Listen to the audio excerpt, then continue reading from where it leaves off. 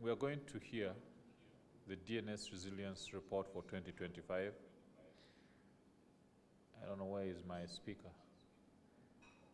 He's going to come up and begin to tell us what is happening in Uganda.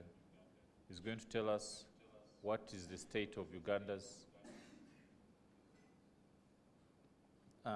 DNS.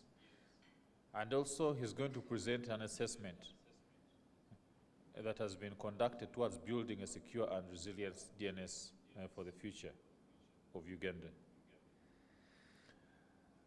Just quickly, let's try to get a conversation in the room as our speaker prepares to come. How do we build this DNS resilience? Anyone who can act on that?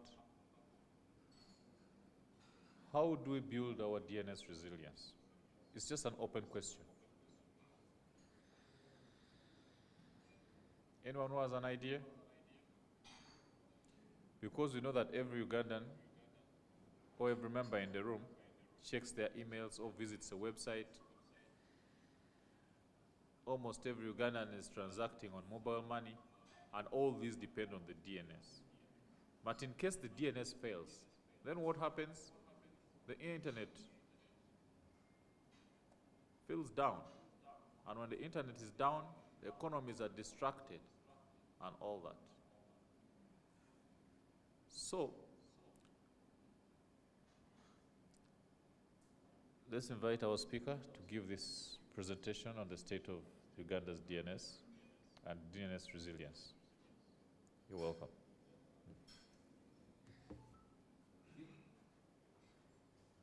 How do I connect this to? It's connected. You can use this. So it will. It's already there. Okay.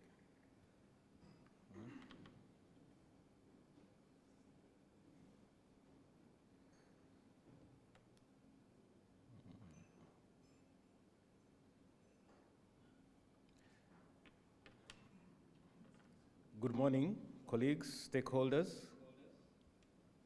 We still have this feedback.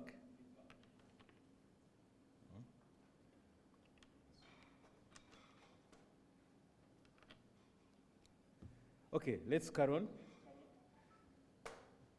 My name is Richard Walwasa. I bring with myself 25 years of dedicated experience in building Africa's digital infrastructure. I'm working for a company called Tawakov Africa. I lead operations excellence, and I help deliver resilient, high-impact connectivity for millions in Africa. We are operating in 5 countries in Africa at the moment. And today, we examine Uganda's internet resilience. That includes our DNS system that we discussed earlier. What is particularly significant,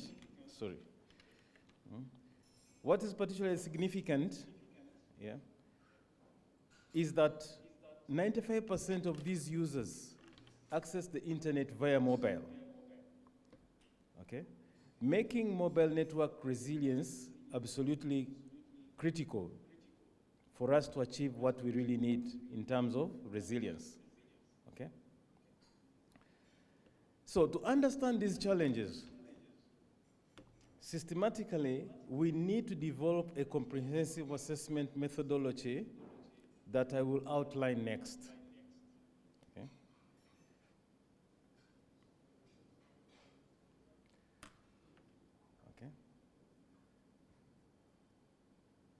Uganda's digital internet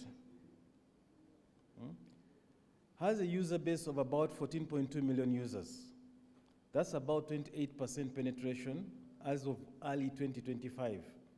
To put this in the right perspective, we've grown by over 1 million users in just the past year, which is a good thing, but that's not all. Particularly significant that 95% of these users access the internet via mobile. It's critical to have good resilience, okay?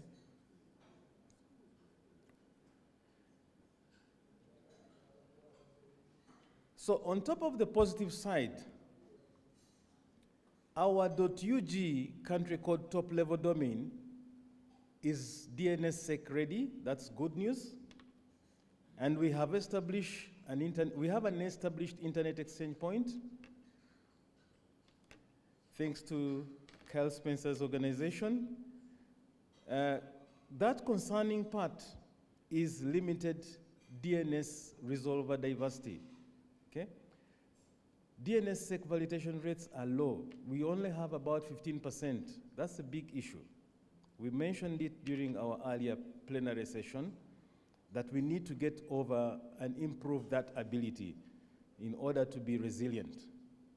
So to understand these challenges systematically, let me walk you through a simple assessment methodology that we can adopt in understanding how resilient our internet and DNS system is,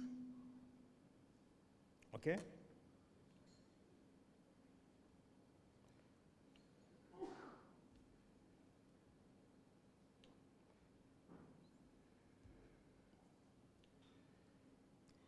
So this assessment is a unique one because we have combined two methodologies to get a complete picture of Uganda's internet resilience.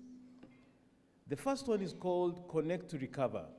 Connect to Recover is a methodology of assessing resilience of digital infrastructure that has been designed by ITU, okay?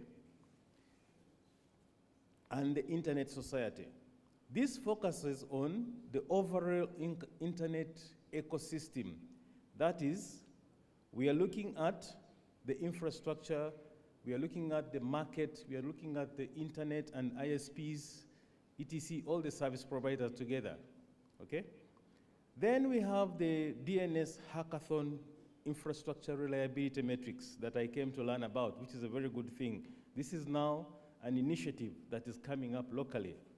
I commend all those that are putting this together, Cliff and Edward. You're doing a good job here to give us this direction, which is local, okay? So, do we have backup systems when primary infrastructure fails? Those are some of the questions that we should be asking ourselves. More than once infrastructure fails, especially digital resilience infrastructure fails because of poor backup. We have our regulations enabling, hindering resilience. Some regulation is also a very key important factor in improving resilience, as I will discuss down the road. So, DNS Hackathon metrics, we are looking at resolver diversity. How many different DNS resolvers are available to users in Uganda, okay? Are we actually verifying the authenticity of DNS responses? We asked that question to my colleague from IC3 here, yeah, okay? And there are reasons why that is not happening. We need to understand those details, okay? So how much of the DNS traffic stays within Uganda versus going abroad? Those are things we discussed a little bit, okay? So we didn't just run these assessments in isolation. We cross-verified the findings across 3 key dimensions to ensure accuracy and to identify gaps that might be missed by a single methodology, okay? So my analysis is coming up with not a silver bullet way of understanding how the internet and the DNS security resilience is here, but to give you a clear understanding of the things that may need to be addressed in order for us to get there. Okay? This integrated approach revealed some surprising findings that we might have missed with a single methodology. Let's dive into what we discovered. Our first major area of analysis was network infrastructure. We found some concerning concentration patterns. Okay?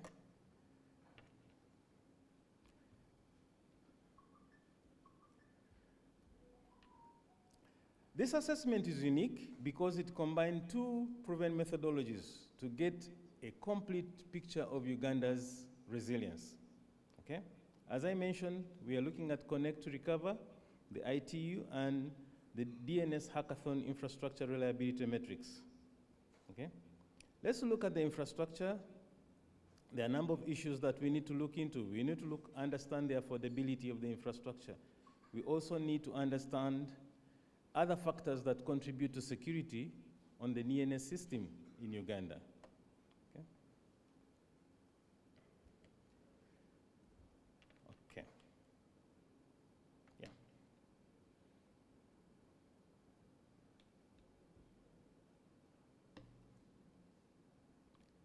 So let's look at the critical infrastructure in this case. Okay? Uganda is geographically, if you've been to school by age 10 or 8, you know that Uganda is a landlocked country, okay? And every bit of international internet traffic must pass through Kenya or Tanzania by that fact, because we don't have landing points by the sea. We don't have access to the sea, okay? Point to the submarine cable map. I think you can see the map, wherever you can see it there. We don't have access to the sea, okay? Notice Uganda isn't connected directly to any of them. That's a fact, but it should not be a limiting factor. We can work around that by leveraging our access to the sea through partners that are already existing and connecting us directly, okay? Currently, if Kenya experiences a major telecommunication disruption like it was in 2024 around May, Uganda's internet suffers, right? Okay? So we need diversified routes, maybe through Rwanda, maybe through South Sudan, maybe through DRC if possible, okay? We have that thick forest that prevents us from taking that route, but I think Liquid Telecom is attempting to create a land cable across the Congo to the other Atlantic. Is it the Pacific Ocean or Atlantic Ocean? Remind me my geography. Okay, strategic point is, this isn't just about backup connections. It's about reducing dependency on a single neighboring country. We are depending on Kenya. We are depending on Tanzania, probably, in certain instances. We need to increase redundancy in terms of connectivity. That's how we shall overcome the landlocked scenario that we are currently facing, okay? Now, vulnerability of the structures that we have, the infrastructure that we already exist. Frequent power cuts is one of the other issues that we are currently facing. So that reduces our resilience in terms of the services that are always going down when power is not stable. Practical example, Kampala experiences power outages. Internet performance across the country degrades, okay? Even if our UI XP has backup power, but the surrounding infrastructure that connects the exchange to the users may go down due to power, and that will affect the quality of the digital connection that may happen, okay? Data centers like Raxio, it's a Tier 3+ digital facility. This is a standard that we should replicate. We only have one, and we are lucky to have one by now. But if we have another one, or maybe another 3 in Uganda, that will improve our resilience, other than relying on one digital facility that is currently in the country, okay? More local hosting facilities mean less international traffic, which saves foreign exchange and improves performance, okay? Solutions. Solutions aren't just technical. They are economic, policy-related, and we need incentives for renewable energy adoption and requirements for infrastructure resilience. So these infrastructure challenges directly impact the market dynamics, affordability, which brings in the economic side of it, okay? Good. So we also have issues to do with the market. Here is a fascinating contradiction. Reports claim Uganda offers the cheapest 1 GB data at $0.02. Okay? Yes, it's cheap, but what does that mean? Is it cheap to a local Ugandan? It's not. Okay? International standards, it may be cheap, but how many can afford $0.2 per 1 GB? That's the measurement factor. Okay? So the reality check is, but actual users typically pay around $2 for 1 GB packages elsewhere, fine. That's about 130x difference between theoretical and practical costs. For someone earning Uganda's average income of $2.6 for 1 GB represents a significant portion of the daily income. So it's expensive. How many of you pay $0.02 for 1 GB? This disconnect between reported and actual prices shows we need better market transparency. And that is an issue with our resilience, okay? Market concentration, look at MTN and Airtel. They are controlling about 90% of the traffic, and that is, duopolies often result in synchronized pricing rather than competing pricing. That's the problem, because they control the market. They will know how they will collaborate on the pricing as long as they're still making money, and they will disenfranchise the usage. They don't care as long as money comes in for them. So our competition also needs to be improved. We shouldn't have two players controlling the market, okay? Yeah. So these market dynamics directly impact our DNS security landscape. Trust me, where we face both opportunities and significant challenges, okay? So let's look at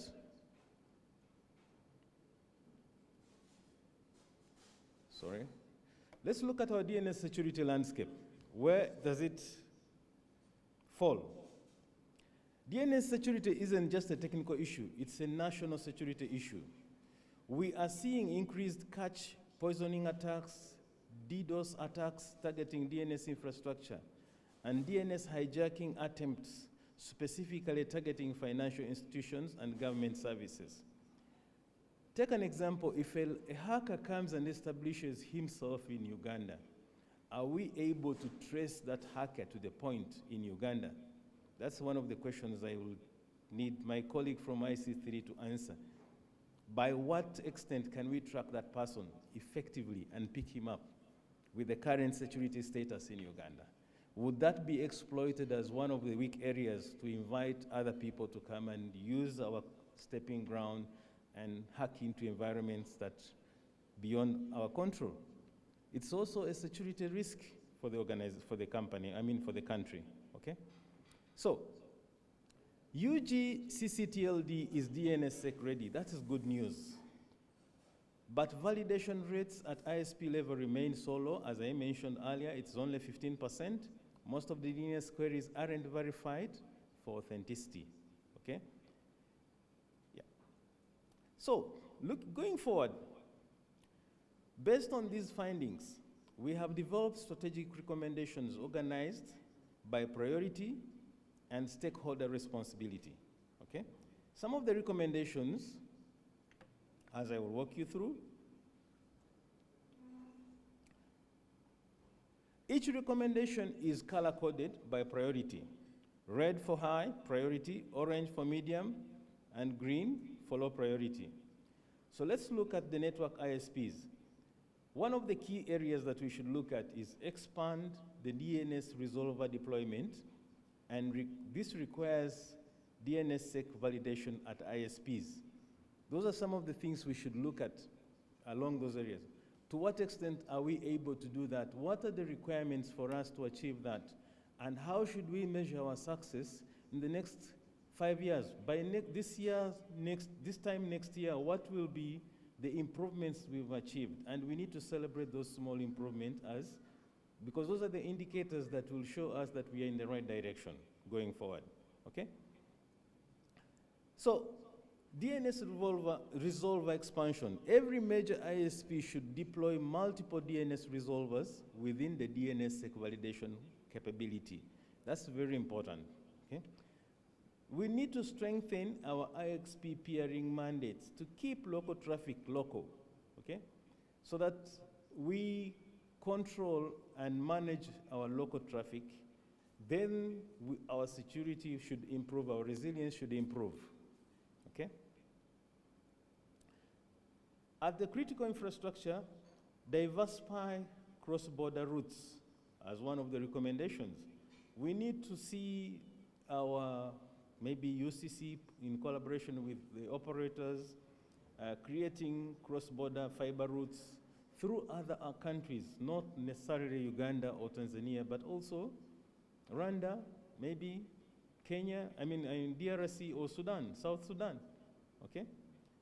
So critical infrastructure is also one area that we need to look into. How do we diversify the current access routes that we have, other than EASY, CCOM, and the other sea cable terminations that we have that are extending their connectivity to Uganda? What else can we do, okay? Look at the market aspects.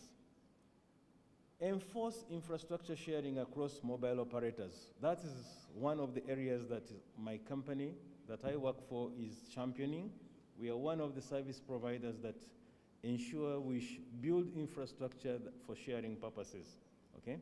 Yes, we have moved a good distance along this direction, and we have managed to convince operators that we can control and build infrastructure for you and make it as reliable as possible. That's correct, but the market aspects still fall short. We end up promoting the key players in the market, and no other player is coming up to take up the space. And that worries us to some extent, okay? Let me show you how we propose to implement these recommendations with clear timelines and measurable milestones, okay? Within Q4 this year, okay, what can we achieve? If we can improve our DNSSEC validation at ISPs and come up with a clear way how we can implement that, that would add a lot of value to our resilience in Uganda, okay? Next year, let's focus on IXP peering mandates, okay? What can that do for us? Quite a lot, okay? So I've come up with a clear implementation plan that is in 3 phases: the short term, the medium term, and the long term, okay? Short-term milestones, that is 0 to 6 months, okay? We should be able to improve our DNS validation, okay? And medium-term milestones, we are looking at IXP peering, okay? Infrastructure sharing, okay? And so on. Long-term milestones, we are looking at cross-border route diversity, having more Tier 3 data centers in place, okay? Develop policies, issues, guidelines, monitor compliance, and also come up with key performance indicators. As DNS Forum, we could track and communicate to all the stakeholders that our efforts are improving. That's very important, okay? So, as I conclude,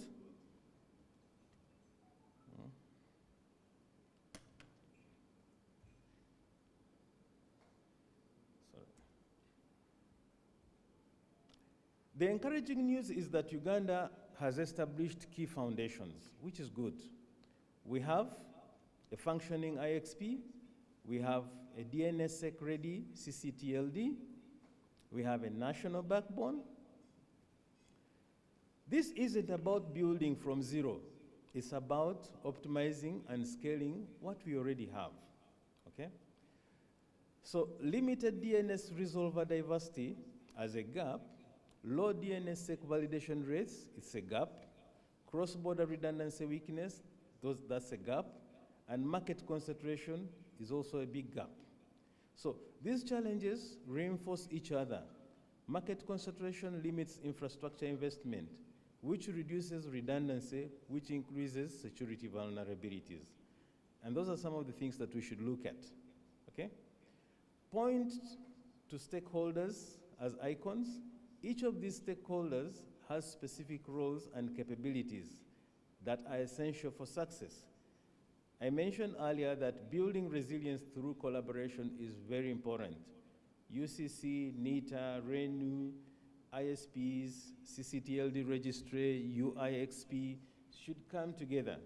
And I see the DNS Forum as the fabric that weaves these many organizations that are responsible, regulators, etc., come together and improve our DNS resilience.